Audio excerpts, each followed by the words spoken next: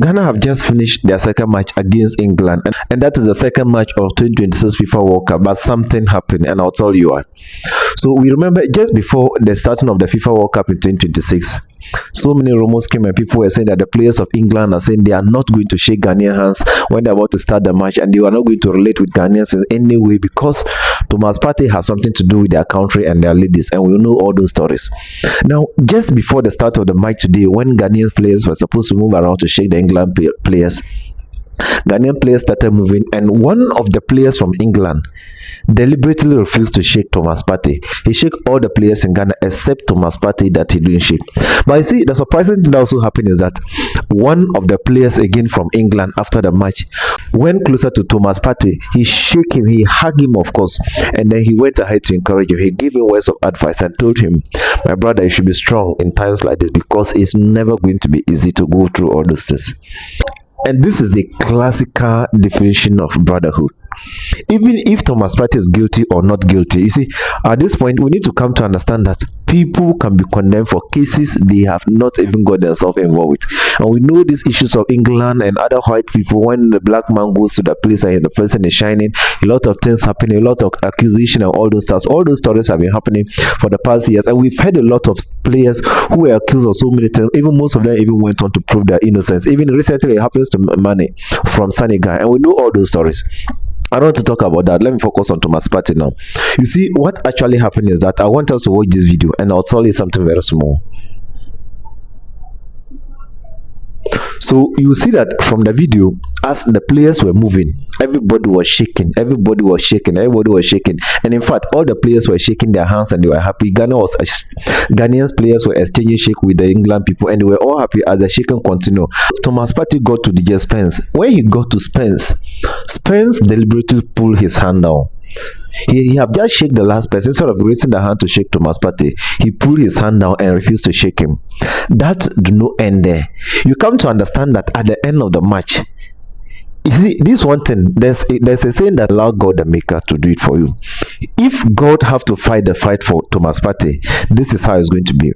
And after that shaking, after he has denied shaking him, Thomas Partey stepped forward 1-2 step and he turned at his back and look at him. He wanted to understand who among the England players actually refused to shake him. Who among the England players were conceiving that idea that if they should come for World Cup, he will not shake him. It is possible that it was Spence that influenced his colleagues that brought out the rumor that if they come to World Cup, they are not going to shake the player of Ghanaians. They are not going to shake Thomas Partey. They will not be shaking Ghanaian players.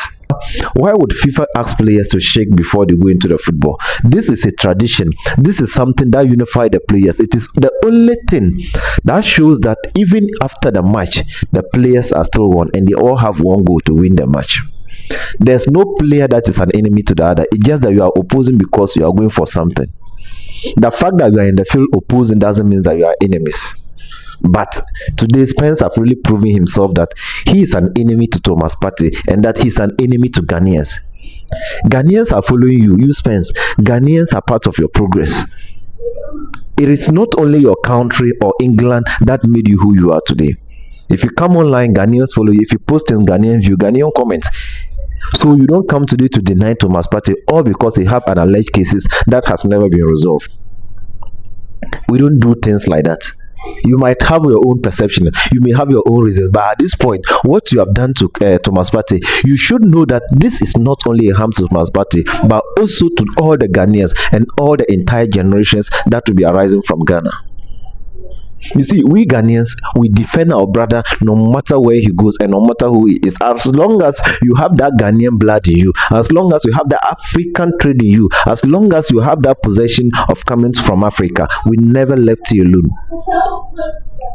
But what you did to the Spence, you should be very, very, very much aware that it is happening to Ghana. It is done to Ghanaians. It is done to Africa. It is done to a black man.